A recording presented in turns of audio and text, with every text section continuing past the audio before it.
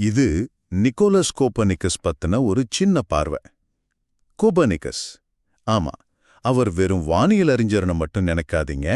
ஒரு செம்ம ஆல்ரவுண்டர் அவரு. பல 100 வருஷமா பூமி தான் பிரபஞ்சத்தோட மையம்னு எல்லாரும் நம்பிட்டு இருந்தாங்க இல்லையா? அதையே தைரியமா கேள்வி கேட்டவர் இவர்தான். சரி, அவரோட முக்கியமான விஷயங்கள் என்னன்னு பாப்போமா?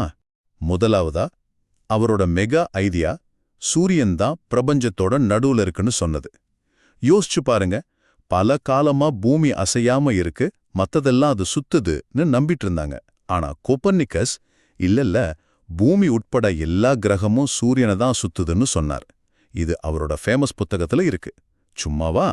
பல வருஷம் நம்பிக்கையை உடைச்சது பெரிய விஷயம். ரெண்டாவதா, அவர் வானியல் மட்டும் இல்லைங்க, கணிரம், பொருளாதாரம்னு பல ஃபீல்டுல கில்லி. உதாரணத்துக்கு பொருளாதாரம் பத்தி ஒரு சூப்பர் பாயிண்ட் சொன்னார். அதாவது, தரம் கம்மியான காசு அதிகமா புழக்கத்துல இருந்தா நல்ல காசு தானா மறைஞ்சிடும்னு சொன்னார். கடைசியா பாத்தீங்கன்னா அவரோட எந்த ஐடியாஸ்லாம் உடனே ஹிட் ஆகல. அவர் 1543ல இறந்த கொஞ்ச நாள்ல தான் அவரோட புத்தகம் முழுசா வந்துச்சு.